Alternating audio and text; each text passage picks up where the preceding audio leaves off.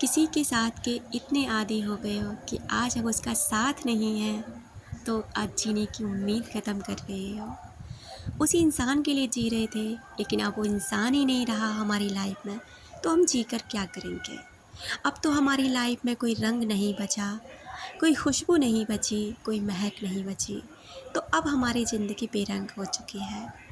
अब तो हमारी ज़िंदगी का कोई मकसद भी नहीं है, क्योंकि हम जन्मे ही उसी इंसान के थे। उसी इंसान ने हमको पाला, उसी इंसान ने हमें बड़ा किया, उसी इंसान ने हमें पढ़ाया लिखाया, उसी इंसान ने हमें जीना सिखाया, उसी इंसान ने हमें हंसना प्यार करना सब कुछ उसने सिखाया। उसी ने हमें जन्म दिया और उसी के लिए हम इस दुनिया में आए थे।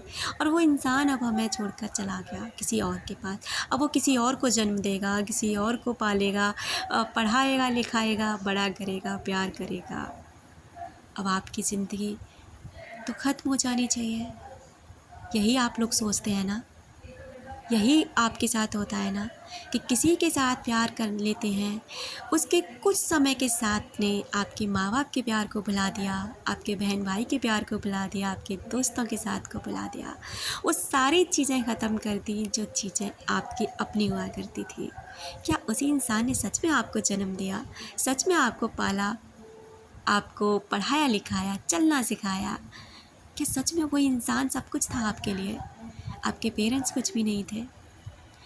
25 साल 20 साल तक माँ बाप पालते हैं अपने बच्चों को, इसलिए एक उम्मीद से कि ये हमारा बच्चा हमारा एक सहारा है, हमारी आँखों का तारा है, हमारे लिए वो सब करेगा जो हम अपने लिए सपने देखते हैं। क्योंकि हमने अपनी कमाई, अपना प्यार, अपना समय इस बच्चे को दिया है। तो ये बच्चे का भी धर्म है कि ये जब बड़ा होगा तो वो चीज़ें ना हमें बिद ब्याज लौटाएगा। क्योंकि आप जानते हैं कि माँ बाप की ज़्यादा कर्ज हम पर किसी का नहीं होता। लेकिन बेटे की लाइफ में या बेटी की लाइफ में एक ऐसा इंसान आ जाता है जो उसे ना चंद खुशियाँ देना शुरू कर देता है। उससे ऐसी बातें करना, उसकी तारीफ़ें करना, उसके बारे में अच्छे अच्छे उसको हंसाने के लिए कुछ ऐसा बोलना कि वो खुश होने लगता है और कुछ ऐसी दुनिया में घूम जाता है कि उसके माँ बाप, उसके बहन भाई, उसके सारे लोग जो अब तक उसके लिए सब कुछ हुआ करते थे, आज वो कुछ भी नहीं बचते। क्योंकि अब वो ना वो सेल्फिश हो गया है और उस सेल्फिशनेस को ना अब वो प्यार समझ रहा है कि मुझे प्यार हो गया भाई। और प्यार हो जाता है तो इसका मतलब होता है सबको अलग हटा दो।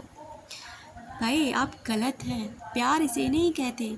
प्यार इंसान को बदलता है, प्यार इंसान को जीना सिखाता है, प्यार इंसान को हिम्मत देता है आगे बढ़ने के लिए, कुछ बनने के लिए, कुछ करने के लिए।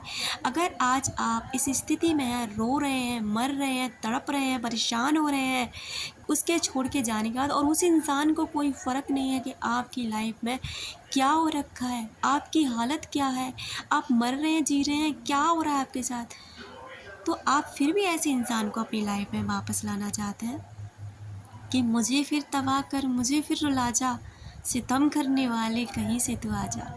बहुत अजीब लगता है यार। ऐसे इंसानों को तो ना दो चुटकी में अपने आस पास से ऐसे ख़त्म कर देना चाहिए कि तुम डिज़र्व ही नहीं करते हो हमें। अगर भगवान ने ऐसे इंसान को आपसे दूर किया है, लाइफ पार्टनर नहीं बनने दिया है ना, तो शुक्रगुजार हो जाइए कि ये चंद लम्हे थे, चंद सालें थीं, चंद महीने थे जो उस इंसान ने हमें इतनी तकलीफ़ दी थी। सोचो अगर उसके साथ हमारा जीवन भर का साथ जुड़ जाता तो वो इंसान हमें तिल तिल मारता। क्योंकि वो है ही ऐसा, उसके अंदर अगर सच में प्यार होता वो आपको तड़पता हुआ छोड़कर कहीं नहीं जाता। हाँ, मजबूरियाँ होती हैं इंसानों की कि अपने माँ बाप के लिए छोड़ देते हैं कुछ लोग किसी और वजह से, लेकिन आपका साथ नहीं छोड़ते। आपको कहीं ना कहीं से मोटिवेट करते रहते हैं, कहीं ना कहीं से आपसे संपर्क साधते रहते हैं कि आप परेशान मत होना, मैं आपके साथ ऐसे ना सही लेकिन मानसिक तौर पे हमेशा जुड़ा रहूँगा या जुड़ी रहूँगी। भले ही हम दोनों ने शादी नहीं करी है, भले ही हम दोनों एक दूसरे का साथ फिज़िकल लेवल पे नहीं निभा पाए, लेकिन हम मेंटली साथ एक दूसरे का हमेशा निभाते रहेंगे। इतना टाइम तो हर इंसान को मिल जाता है, चाहे कितनी भी पाबंदियाँ उस इंसान के ऊपर हो, तो इन चीज़ों को ना सोचा करो, समझा करो कि उस इंसान को आपके रहने न रहने से कोई फ़र्क नहीं पड़ता, लेकिन आपको इतना फ़र्क पड़ रहा है इसी वजह से। ये एनर्जी जो आप उसे दे रहे हो ना, वो उसे भगवान बना के रख रही है।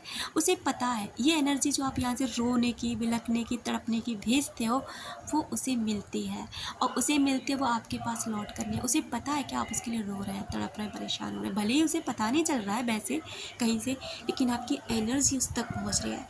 सबसे पहले डिटैच भले ही फिज़िकल लेवल पर नहीं हो पाए हैं ना, तो मेंटली लेवल पर सबसे पहले हुई है।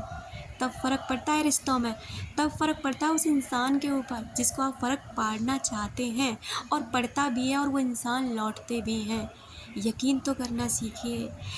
एक कहावत है, एक दोहा है कि धीरे धीरे कर रे मना, धीरे धीरे सब होए, माली सिंचे 100 घड़ा, ऋतु आई फल होए।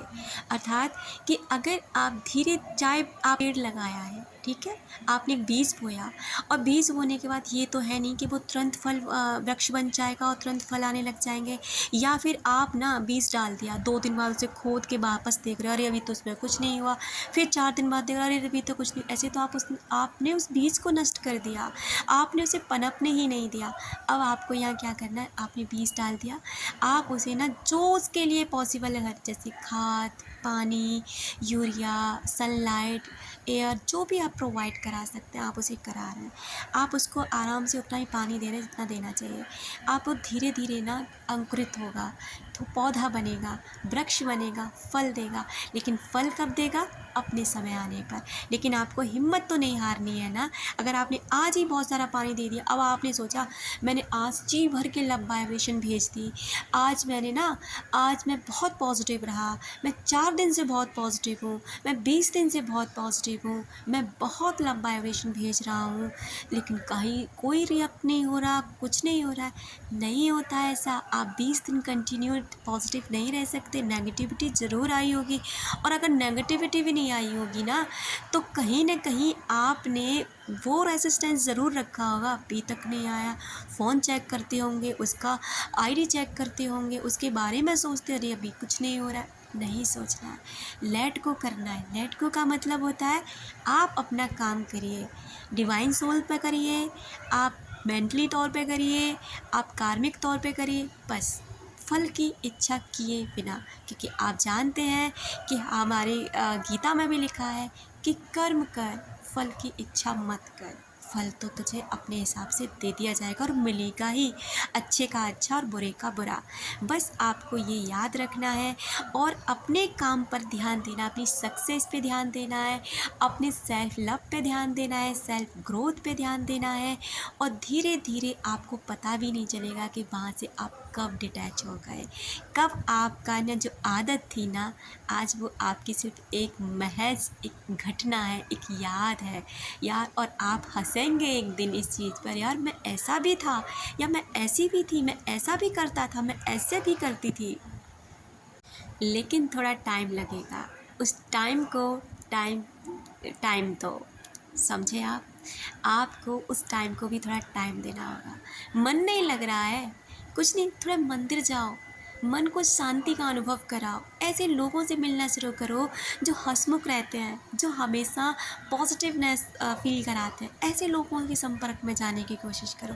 ऐसे वीडियोज़ ही देखो, यूट्यूब पर कहीं पर भी देखते हो आप, ऐसी ही चीज़ें देखो जो पॉजिटिव हो, मोटिवेशन की हो, जो आपको ना आगे बढ़ने में मदद करें। ऐसी नहीं कि आपको पैर खींच के ना पीछे ले जाए। सैड सॉन्ग सुनना बिल्कुल बंद करो। ये छोटी छोटी चीज़ें आपकी ज़िंदगी को ना खुशियों से ज़रूर भर देंगी, इतना तो मुझे यकीन है, इतना तो मुझे भरोसा है कि ये सब करने से ना एक दिन आप हर उस इंसान से अटैच हो जाएंगे जिससे आप बहुत अटैचमेंट फील करते हैं, और उसकी वजह से ना लाइफ में आगे नहीं बढ़ पा रहे हैं। उम्मीद करती हूँ आपको ये वीडियो अच्छा लगा होगा। अपना रखें ख्याल, अपनों का रखें ख्याल, जिसे आप अट्रैक्ट कर सकें ढेर सारा प्यार और ढेर सारी खुशियाँ।